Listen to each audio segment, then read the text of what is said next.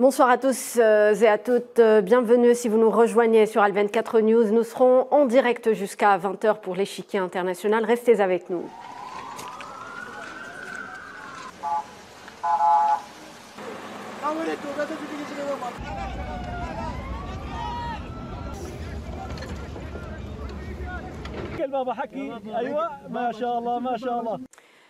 Vous venez donc de le voir, ce sont des images qui tournent en boucle et font le tour du monde depuis hier. En l'espace de quelques secondes, des populations en Turquie et en Syrie ont vécu l'horreur. La terre a tremblé une première fois lundi à 4h17 dans le sud de la Turquie et au nord de la Syrie voisine. Un séisme de magnitude 7,8 en pleine nuit, suivi d'une réplique tout aussi puissante. C'est le scénario du pire. Les gens ont été pris de court, parfois dans leur sommeil. C'est dire l'ampleur du désastre. Dans l'après-midi, le bilan dépassait déjà les 2000 morts. Aujourd'hui, selon les derniers communiqués officiels, qui sont d'ailleurs encore provisoires, le nombre de victimes est impressionnant. Plus de 5000 morts, c'est une véritable tragédie humaine. À travers cette émission, nous voudrions tout d'abord s'associer à la douleur des familles des victimes en cette journée. On évoquera également l'élan de solidarité algérienne avec ce pays, avec ces pays meurtris par cette terrible catastrophe. On va y revenir avec notre invité, Abdelhamid Abdaoui, directeur général de la communication au ministère des Affaires étrangères. Bonsoir. Bonsoir. Alors tout d'abord, un mot sur les images qu'on vient de voir. On partage leur douleur en Algérie, d'autant plus qu'on l'a vécu. N'est-ce pas, Monsieur Abdaoui? Tout à fait, nous partageons pleinement la douleur de ces populations dans les deux pays, aussi bien en Turquie qu'en Syrie. L'Algérie a traversé des moments, des séquences terribles dans son histoire et nous partageons bien évidemment pleinement le désarroi de ces familles, la douleur de ces deux peuples et pour cela nous affichons également une solidarité infaillible pour répondre à cette catastrophe. Alors, il faut dire que c'est l'une des plus grandes catastrophes naturelles qu'a vécue cette région. Face à cette tragédie, l'aide internationale s'est organisée à peine quelques heures après l'annonce des premiers bilans du séisme. L'Algérie a été parmi les premiers pays à envoyer son aide en Turquie et en Syrie. Absolument. D'abord, l'Algérie a été la première à réagir par la voix de M. le Président de la République pour présenter les condoléances et exprimer la sympathie de la direction politique et du peuple algérien à l'endroit du peuple turc et du peuple syrien frère. L'Algérie a été la première à réagir par l'envoi d'équipes de secouristes en Syrie et également en Turquie. Oui. Le ministère des Affaires étrangères par le biais de communiqués, a exprimé la sympathie de toute l'Algérie avec ces deux pays, ces deux peuples, dans ces moments difficiles. Avec vous, Monsieur Abdaoui, on va également avoir des nouvelles de nos ressortissants algériens établis donc en Syrie comme en Turquie.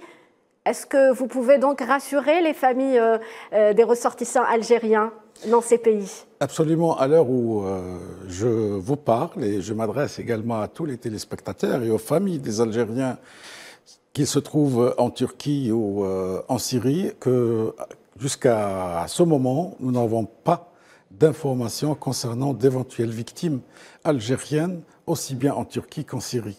Nous avons mis en place, comme il est d'usage, un système de gestion des crises au niveau du ministère des Affaires étrangères. Oui. Et au même moment, il y a des cellules de suivi qui ont été mises en place dans les trois postes, à Ankara, à Istanbul et à Damas, pour un suivi heure par heure de la situation des Algériens. Alors pour faire justement le point sur la situation et en savoir plus sur nos ressortissants en Turquie et comment est organisée donc l'aide humanitaire envoyée par l'Algérie, l'ambassadeur d'Algérie à Ankara, Sofiane Mimouni, est avec nous en ligne. Bonsoir Monsieur Mimouni. Bonsoir. Alors, les secours se poursuivent dans les villes les plus touchées dans le sud de la Turquie. On veut rassurer, dans un premier temps, les familles des ressortissants algériens en Turquie. Il est à peu près presque 19h35 minutes. C'est bon, les ressortissants algériens sont sains et saufs? Il est de 21h35 Chez vous, minutes. il y a 2 heures de décalage. 2 heures de décalage. Absolument. C'est ça. Tout d'abord, bonsoir à votre invité, l'ambassadeur Abdaoui, qui est un collègue, et bonsoir également aux téléspectateurs d'Algérie 24. Nous avons, comme vous l'avez dit, en début d'émission, suivi les images avec ce séisme dévastateur qui a fait plus de 5000 victimes et qui continue, les chiffres continuent à augmenter. Oui. Ce que l'ambassade et aussi bien l'ambassade que le consulat général à Istanbul, nous avons réagi immédiatement par la mise en place d'une cellule de crise, oui, destinée un peu à recueillir et à s'enquérir de la situation de la communauté nationale établie en Turquie. Oui.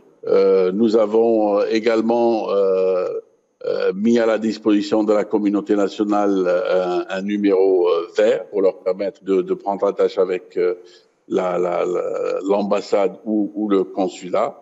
Et nous avons également établi un contact avec les associations algériennes établies en Turquie qui ont, eux, des relations avec tous les ressortissants algériens pour un peu avoir des informations sur la situation des membres de la communauté nationale à l'étranger. Donc, oui, allez-y. Oui. Donc, est-ce qu'on en sait davantage sur les Algériens qui sont établis en Turquie? Est-ce qu'il y a des victimes? Est-ce qu'il y a eu des victimes? J'espère que non. Jusque-là, alhamdoulilah, jusque-là, nous ne recensons aucune victime parmi les ressortissants algériens qui sont établis en Turquie. Nous avons même, comme vous le savez, pratiquement 7000 ressortissants aussi bien immatriculés aussi bien à notre consulat général à Istanbul qu'au sein de l'ambassade d'Algérie à Ankara. Et sur ces 5000, nous avons déjà identifié 400 qui résident un peu dans les zones sinistrées en Turquie. Et nous avons pris contact avec ces ressortissants. Nous avons jusque-là réussi à contacter plus de la moitié, et je peux vous dire que jusqu'à présent, nous ne recensons aucune victime parmi les ressortissants algériens en Turquie.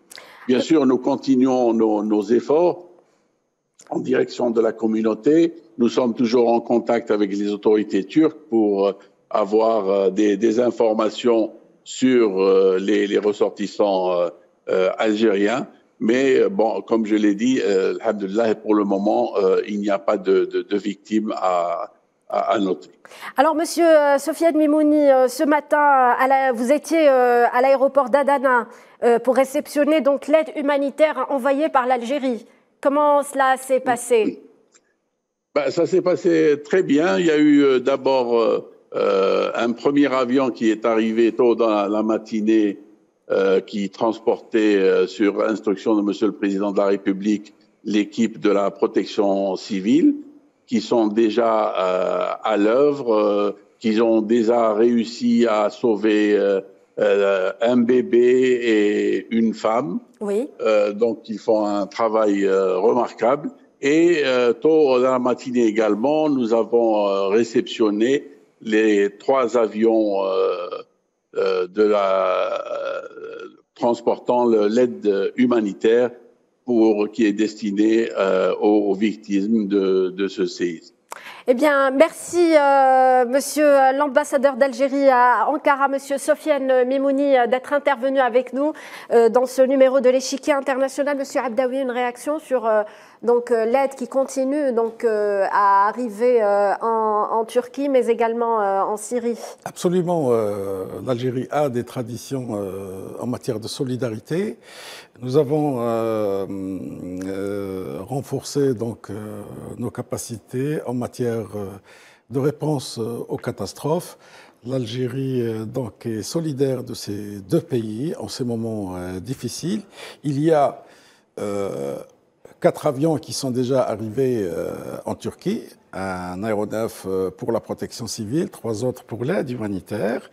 Et je salue à ce propos l'effort considérable qui a été effectué par les autorités algériennes et également par le Croissant Rouge algérien, qui a réussi à mobiliser une aide en un temps record en direction de la Turquie.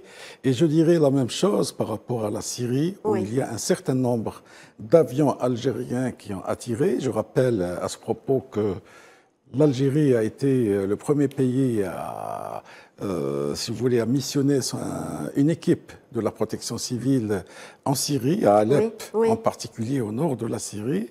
Nous ne pouvons que nous réjouir de cela et l'aide algérienne va continuer en direction de ces pays. On va justement, monsieur Abdaoui, s'intéresser au cas syrien, la Syrie qui a été donc très largement touchée par ce séisme dévastateur, plus précisément les villes du nord du pays. Pour en parler, est avec nous en ligne monsieur Bassam Tahan, politologue.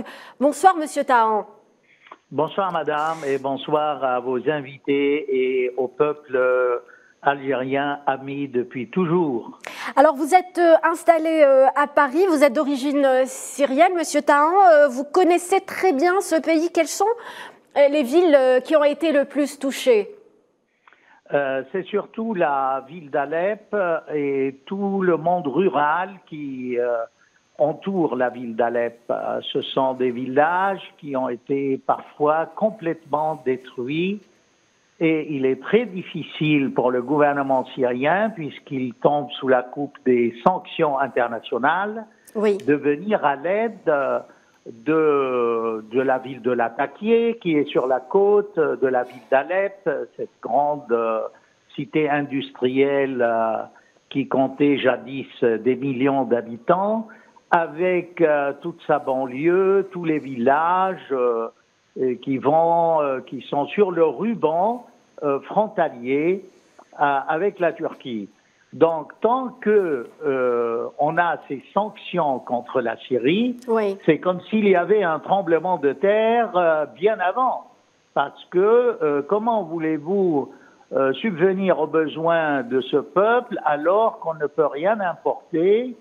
Par exemple, il faut des grues, il faut des tracteurs, il faut des engins pour soulever les plaques de béton ou pour sauver les vies, les gens qui sont sous les décombres.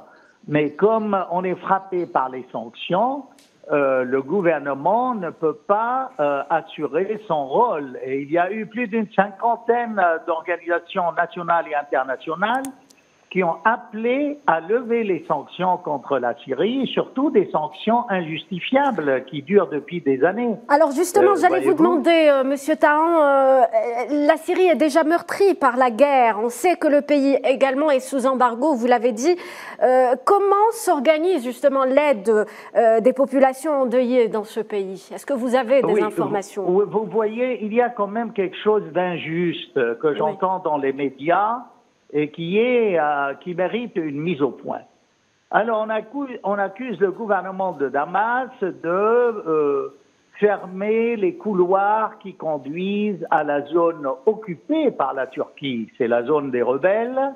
Il n'y a qu'un seul passage. On dit qu'il faut ouvrir d'autres passages. Mais pourquoi justement ces autres passages ont été fermés dans le passé? C'est tout simplement parce qu'ils servaient à tout un trafic d'armes pour les rebelles. Donc, mettons-nous à la place du gouvernement syrien. Il ne peut ouvrir des passages, des couloirs humanitaires, soi-disant, et en même temps laisser passer des armes aux rebelles. Oui. Par ailleurs, si vous voulez, est-il normal que l'aide internationale n'arrive qu'aux rebelles, hein, et pas aux citoyens syriens qui aux populations endeuillées, oui. Le gouvernement légitime de Damas? Il y a là une injustice flagrante. Alors, on dit la Syrie détourne. La Syrie ne détourne pas. Si toutes les aides vont à la zone d'Idlib où il y a les rebelles, ça veut dire quoi? Ça veut dire qu'on encourage les gens à rester rebelles, à inviter d'autres à devenir rebelles contre un pays souverain. Oui. Mais c'est inadmissible.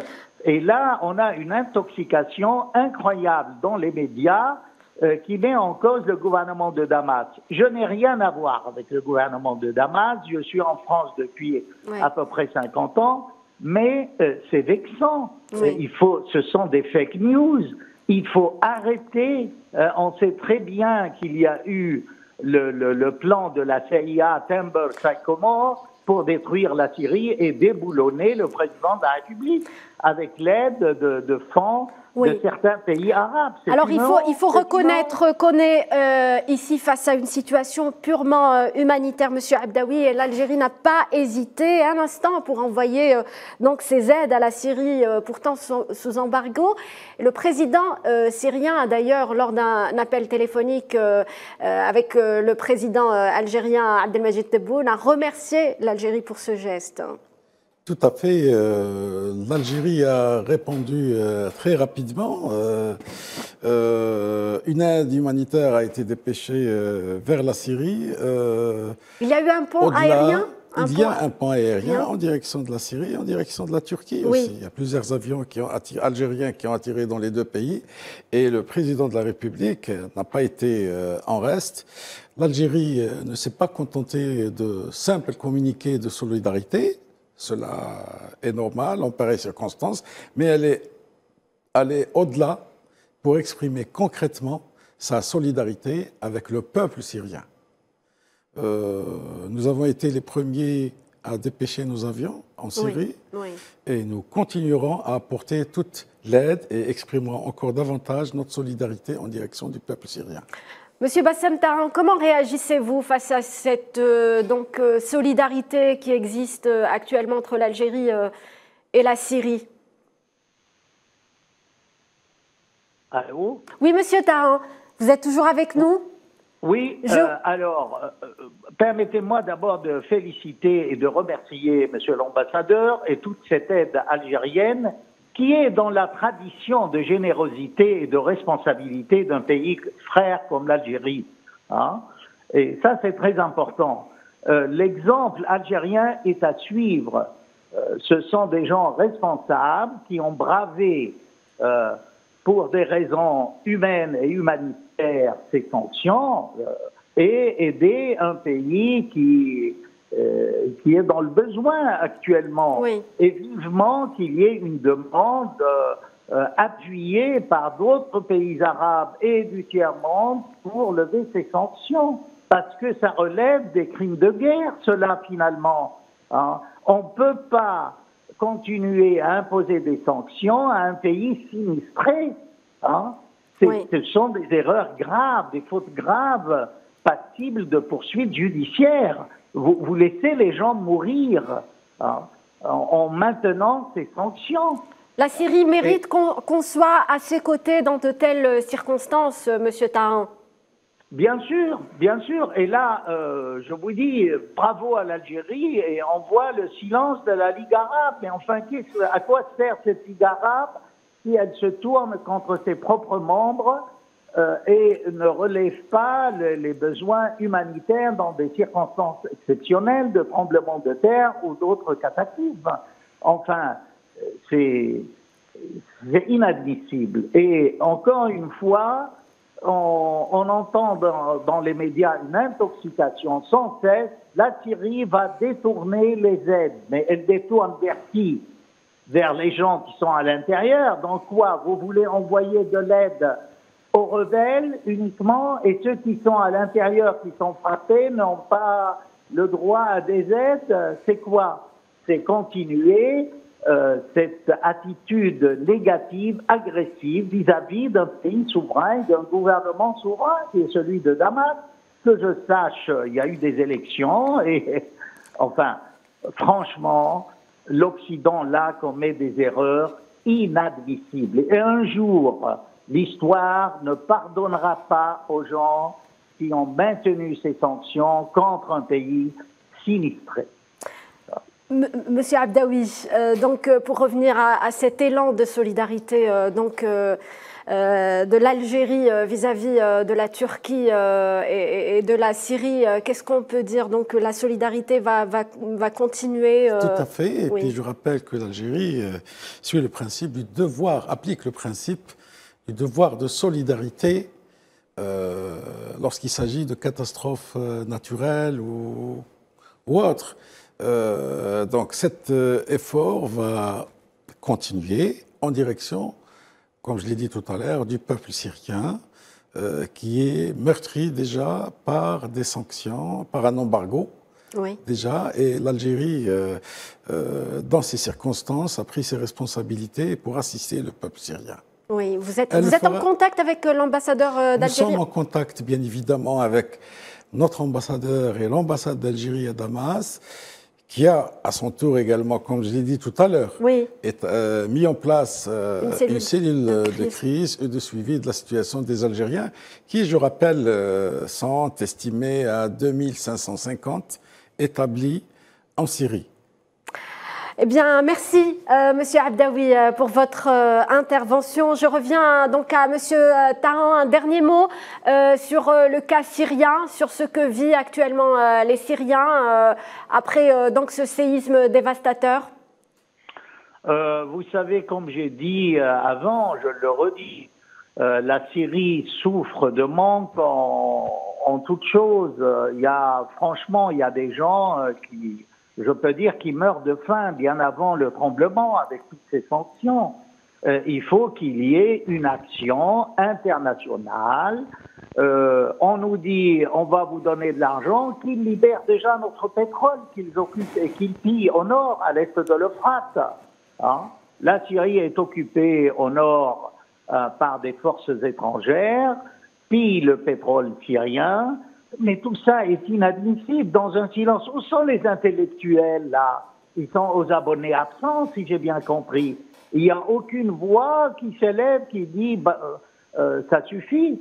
Enfin, respecter ce peuple-là qui a joué un grand rôle dans la Renaissance depuis le 19e siècle, qui est une des fiertés du monde arabe à tout point. Je rappelle aussi que la Syrie a toujours été solidaire de l'Algérie, hein, pour qu'elle accède à l'indépendance. Et il y a eu même des combattants syriens qui sont venus en Algérie aider l'Algérie. Il y a une histoire d'amour entre Alger et Damas qui est incarnée déjà par la présence du prince l'émir Abdelkader, que nous vénérons en Syrie. Et son geste est inoubliable quand il a ouvert sa demeure pour accueillir les gens persécutés dans des guerres de religion. Hein? Alors, je félicite encore une fois l'attitude du gouvernement algérien et je leur dis, je serre fort les mains des responsables et je leur dis bravo, et il faut continuer, il faut entraîner dans ce sillon d'aide humanitaire d'autres pays, non seulement arabes, mais d'autres au niveau européen. Il faut arrêter ces mensonges sur le gouvernement légitime de Damas. Très bien. Le message est passé. Merci, Monsieur Bassem Tahan, pour votre intervention dans ce numéro de l'Échiquier international. Il faut, dans de telles circonstances, mettre en exergue la solidarité entre les peuples. Merci à vous, chers téléspectateurs, de nous avoir suivis. Passez une très bonne soirée sur Al 24 News.